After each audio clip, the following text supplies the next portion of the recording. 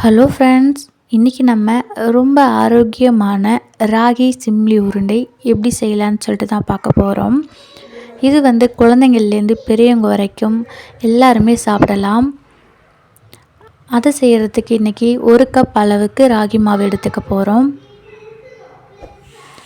அது கூடவே 1/2 டீஸ்பூன் அளவுக்கு உப்பு சேர்த்துக்கலாம். இப்போ இதை நல்லா மிக்ஸ் பண்ணிவிட்டு கொஞ்சம் கொஞ்சமாக தண்ணி சேர்த்து மிக்ஸ் பண்ணிக்கலாம். இந்த ராகி மாவில் நிறைய சத்து இருக்குது. நம்ம இதெல்லாம் டெய்லி எடுத்துக்கிட்டோம் அப்படின்னா எலும்புக்கெல்லாம் கூட ரொம்பவே நல்லது. ஹீமோகுளோபின் லெவல்லாம் அதிகமாகும். இப்போ இருக்கிறதுல நம்ம கடையில் பேக்கரியில் நிறையா ஸ்வீட்டெல்லாம் வாங்கி சாப்பிட்றோம். ஆனால் இந்த மாதிரி ஸ்நாக்ஸ் எல்லாம் செய்கிறதுக்கு டைமும் அவ்வளோவா கிடைக்கிறதில்லன்னு சொல்லிட்டு செய்கிறதில்ல. அப்பப்போ டைம் கிடைக்கிறப்ப இந்த மாதிரி ஹெல்த்தியாக குழந்தைங்களுக்கு செஞ்சு கொடுங்க. நம்மளுமே இது சாப்பிட்டா ரொம்பவே உடம்புக்கு நல்லது. இப்போ பாருங்கள், இந்த அளவுக்கு நான் இலக்கமாக பிசைஞ்சு எடுத்துருக்கேன். சப்பாத்தி மாவோட கொஞ்சம் தொலை தொலைன்னு, ஏன்னா இது அடை மாதிரி தட்ட போகிறோம். இப்போ இது இருக்கட்டும். இப்போ ஒரு தோசை தவா நல்லா சூடு பண்ணிவிட்டு கையை தண்ணியில் நனைச்சிட்டு நம்ம பிசைஞ்ச பாதி மாவை எடுத்து இந்த மாதிரி நான் மெலிசாக தட்டி எடுத்துக்க போகிறேன். கையில் ஒட்டாது. ஒட்டுற மாதிரி இருந்துச்சுன்னா இன்னும் கொஞ்சம் தண்ணியில் கையை நனைச்சிக்கிட்டு லைட்டாக ப்ரெஸ் பண்ணி இந்த மாதிரி தட்டி எடுத்துக்கோங்க. ஒருவேளை கஷ்டமாக இருந்தால் நீங்கள் வாழை இலை வீட்டில் கிடச்சிதுன்னா வாழை இலையில் முதல்ல தட்டிட்டு அதுக்கப்புறம் கூட தோசை தவாவில் நம்ம அந்த அடையை கமுத்து போட்டு எடுத்துக்கலாம். இப்போது லைட்டாக வேகிறதுக்கு நெய் தெளித்து விட்டுக்கலாம். ஒரு பக்கம் வெந்ததுக்கப்புறம் இன்னொரு பக்கம் நல்லா திருப்பி கொடுத்து வேக வச்சுக்கோங்க. நம்ம நெய் சேர்த்து வேக வைக்கும் பொழுது நல்ல வாசனையாகவும் இருக்கும். மீடியம் ஃப்ளேமில் வச்சுட்டு நல்லா 2 பக்கமும் வெந்து வர வரைக்கும் வெயிட் பண்ணலாம். இப்போ பாருங்கள், நல்லா வெந்துடுச்சு. இப்போ இதை எடுத்து ஓரமாக வச்சிடலாம். இந்த மாதிரி 2 அடையும் நான் எடுத்து தட்டி வச்சிட்டேன். இப்போ இதை கொஞ்சம் நேரம் சூடு கை பொறுக்கிற சூடு ஆறுனதுக்கு அப்புறம் இது சின்ன சின்னதாக பிச்சு போட்டு வச்சிடலாம். அப்போ தான் நம்ம இதை அரைக்கும் பொழுது நல்லா சாஃப்டாக ஸ்மூத்தாக அரைஞ்சி வரும். இப்போ இது இன்னும் கூட கொஞ்சம் நேரம் ஆறட்டும். அதுக்குள்ளே நம்ம வேர்க்கடலை வறுத்து எடுத்துக்கலாம். எந்த கப்பில் ராகி எடுத்தோமோ அதே கப்பில் 1/2 கப் அளவுக்கு இன்றைக்கி நான் வேர்க்கடலை வறுக்க போகிறேன். ஒருவேளை வறுத்த வேர்க்கடலை வீட்டில் உங்களுக்கு கிடைக்குதுன்னா நீங்கள் அப்படியே கூட சேர்த்துக்கலாம். பாருங்கள், ஒரு 5லேருந்து 10 நிமிஷத்தில் எனக்கு நல்லா வறுத்து வந்துடுச்சு.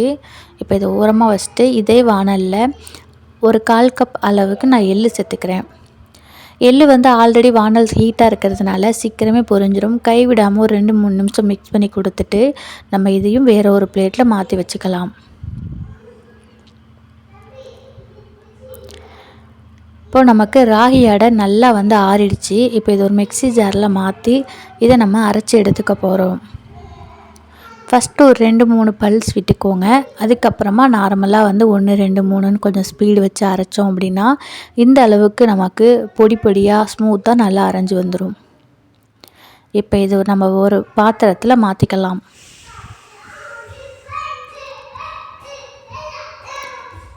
அடுத்ததாக நம்ம வறுத்து வச்சுருக்க வேர்க்கடலையை தோலை உரித்து எடுத்து வச்சுருக்கேன். அதையும் ஒரு மிக்ஸி ஜாரில் போட்டு நல்லா ஒரு கொரப்பான தூள் மாதிரி அரைச்சி எடுத்துக்கலாம். உங்களுக்கு இன்னும் பொடியாக வேணும் அப்படின்னா இன்னும் 2 டைம் கூட அரைச்சிக்கோங்க. ஆனால் ரொம்பவும் மாவு மாரி அரைச்சிடக்கூடாது, ஏன்னா எண்ணெய் விட்டுரும் வேர்க்கடலை. அதுக்காக எல்லையும் அந்த மாதிரி அரைச்சி எடுத்துக்கிட்டேன். இதையும் பல்ஸ் தான் பண்ணி வச்சுருக்கேன். இப்போ இது கூடவே நான் நல்லா துருவின வெல்லம் ஒரு 1/2 கப் அளவுக்கு எடுத்து அதையும் மிக்ஸி ஜாரில் சேர்த்துக்கிறேன். வெல்லத்தை ரொம்ப நேரம் அரைக்க தேவையில்லை. 2-3 டைம் பல்ஸ் விட்டாவே நல்லா பொடி பொடியாக அரைஞ்சி வந்துடும். இதுக்கு பதிலாக நம்ம ப்ரௌன் சுகர் இல்லைனா சர்க்கரை கூட நம்ம சேர்த்துக்கலாம். ஆனால் வெல்லம் சேர்க்கும் பொழுது டேஸ்ட் நல்லா சூப்பராக இருக்கும். ஒரு 1/2 டீஸ்பூன் அளவுக்கு ஏலக்காய் தூள் சேர்த்து இப்போ இது எல்லாத்தையும் நல்லா பிசைஞ்சு எடுத்துக்க போகிறோம். நம்ம சேர்த்த எள்ளு வேர்க்கடலை எல்லாமே கொஞ்சம் அந்த ஆயில் பிசுப்போடு இருக்கும். நம்ம வெல்லத்தோடு சேர்த்து பிசையும் பொழுது மாவு நல்லா ஒரு மாதிரி உருகுன மாதிரி ஆகும், இலக்கமாகும். இப்போ இதை நம்ம எந்த சைஸில் வேணுமோ அந்த சைஸில் உருட்டி எடுத்துக்க போகிறோம். நம்ம சேர்த்த எல்லா பொருளுமே ரொம்பவே உடம்புக்கு ஹெல்த்தியானது. ஸோ அப்பப்போ நம்ம இதை எடுத்துக்கலாம்.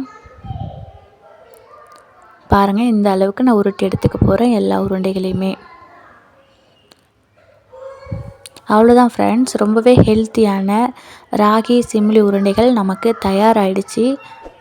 நீங்களும் நான் சொன்ன இந்த அளவுகளோட ட்ரை பண்ணி பார்த்துட்டு டேஸ்ட் எப்படி இருக்குதுன்னு கமெண்ட்டில் சொல்லுங்கள்.